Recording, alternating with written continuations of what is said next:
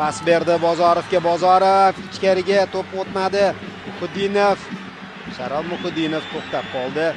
Bozorov qaytib borishlikda. Mana endi Sherzod qo'shildi hujumga. Muhiddinov yo'q, Akmal Mazgovoy, Akmal Mazgovoy. Bozorov zarba!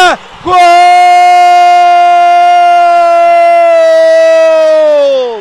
Nasaf raqibda qiyin pallada gol o'tkazib, gol urib, hisobni 2-1 ga yetkazib, Norchayevni qanday o'tib ketyapti.